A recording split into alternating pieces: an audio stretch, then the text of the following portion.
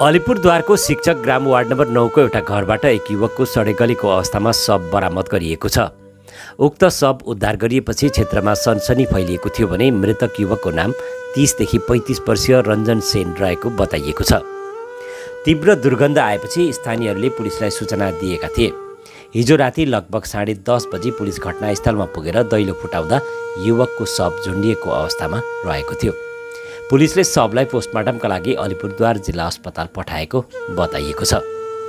छिमेकीहरूले दिएको जानकारीका अनुसार उक्त युवक पेसाले टोटो अर्थात् सिटी अटो चालक थिए। केही वर्ष अघि तिनको विवाह भएको थियो, तर पति पत्नीमा मनमुटाव भएको कारण उनकी पत्नी माइत गएकी थिइन्। उक्त युवक त्यस घरमा एक्लै बस्दै आएका थिए। उनको टोटो सडकमै राखिएको देखिएको छ।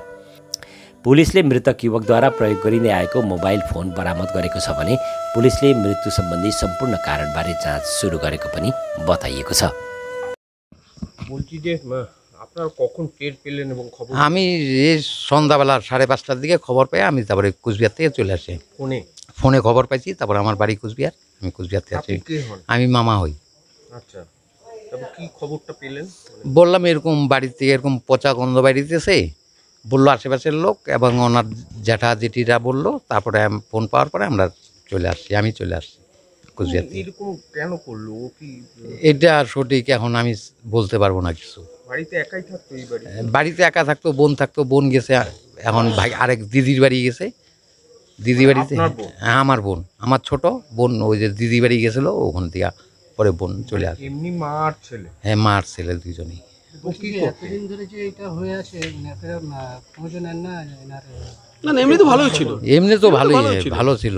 এখন কার মনে কি আছে সেটা কেউ বলতে পারে না। কি হইলো না কেউ বুঝতে পারে না, ঠিক তাই না?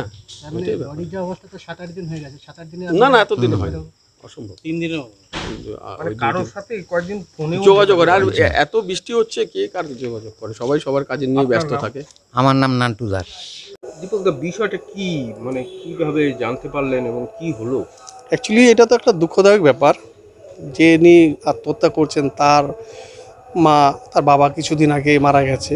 অ্যাকচুয়ালি এরা তো ভালোই পরিবার। ছেলেটা বেশ কিছুদিন আগে বিয়ে করছিল, বউটা চলে যায়। তারপরে তো আগে একটু হয়তো নেশা টেশা করতো, বউটা হয়তো সেই জন্যই চলেছে, কারণ সংসারে তো কোনো ঝামেলা ছিল না। হঠাৎ ছেলেটা আস্তে আস্তে নেশার মধ্যে জড়ায় গেল। মার সাথে হয়তো মাঝে মাঝে একটু অশান্তিও করতো। তো এমনি তো খারাপ দেখি নেই কোনো দিন, বা নেশা করলেও যে একটু সমস্যা হবে তা এরকম কোনো দেখি নেই। কিন্তু আজকে এই সন্ধ্যাবেলা আমাকে একটা ফোন আসলো, আমার বুথ প্রেসিডেন্ট ফোন করলো যে এরকম পাড়া একটা দুর্গন্ধ বেরোচ্ছে, যে ছেলেটা মনে হয় কোথায় কী বৃত্তান্ত বোঝা যাচ্ছে না কিছু। তো পাড়ার লোকজন কিছু বললো যে ঘরটাকে দরজা খুলে দেখি। আমি বললাম না, আইনের যে ব্যবস্থা, আইনকে সম্মান করে কাজটা করতে হবে। দরজা ভাঙতে গেলে প্রশাসনকে জানাতে হবে। তালামারা ছিল? হ্যাঁ, তালামারা ছিল। ও বাইরে তালামারা কি করে? ভিতর থেকে তালামারা ছিল, বা বললো যে এটা খোলা নাকি ছিল, এরকম একটা ব্যাপার। যাই হোক, সেই ব্যাপারটা আমি ওইভাবে গেলাম না। পরে আমি পুলিশকে ফোন করলাম, পুলিশের থেকে রেসপন্স দিল, আসলো। তারপরে তো বিস্তারিত সবাই জানে যে একটা দুর্গন্ধ বেরোচ্ছিলো ভয়ঙ্কর। ওর কাকিমারা বললো যে আমাদের বাথরুমের দিকটা, পিছনের দিকে কলের পাড়ের দিকটাই গন্ধটা বেশি করে আসতেছিল 2-3 দিন ধরে। তো এরকম একটা যে ঘটনা করবে তারা তো বুঝতে পারে নাই, কিন্তু আজকে তো শেষ পর্যন্ত পুলিশ আসার পর বিস্তারিত জানতে পারলো যে এটা সুইসাইড করছে, একটা ঘরের মধ্যে ফ্যানের মধ্যে হয়তো হ্যাঙ্গিং হচ্ছে আর কি। বাড়িতে কি ওর মা এখানে থাকে? মা তো দিদির কাছেই থাকে বেশিরভাগ। আচ্ছা, এইখানে দিদি ভাড়া থাকতো। যাতায়াত ছিল, ভালোই ছিল, যাতায়াত ছিল, মা ছেলে সম্পর্ক ছিল। কিন্তু ছেলেটা নেশা করলে মার সাথে একটু করতো আর কি। এই মুহূর্তে তো মা ছিল না? না, মা ছিল। ওর মা, আমি যে ওর বোন জামার কাছে শুনতে পারলাম মা বাবারই আছে। এমনি কোনো কারণ কিছু হতে পারে বলে ধারণা আছে? না, এরকম কোনো কারণ ওর সাথে কারোর ঝামেলা হওয়ার কথাই না আর কি। অ্যাকচুয়ালি ও কি কারণ হবে? মানে আত্মহত্যাই মনে হচ্ছে। হ্যাঁ, এর মধ্যে কোথাও ভুল নেই। তারপরে তো প্রশাসনের যে আইনগতভাবে মেডিকেল করবে সেটা তো অর্থটা জানতেই পারবো।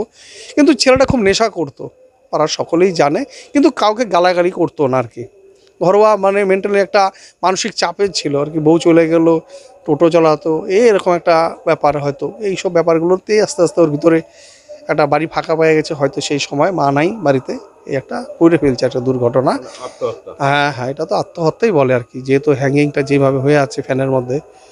আমি তো জানতে পারতাম না, আমি ওষুধ নিতে গেছিলাম, পুলিশকে ডেকে ঘরে খোলার পর কাছাকাছিতে আমি চলে গেছিলাম। কিন্তু এটা একদম শিওর, একদম এর মধ্যে এমনি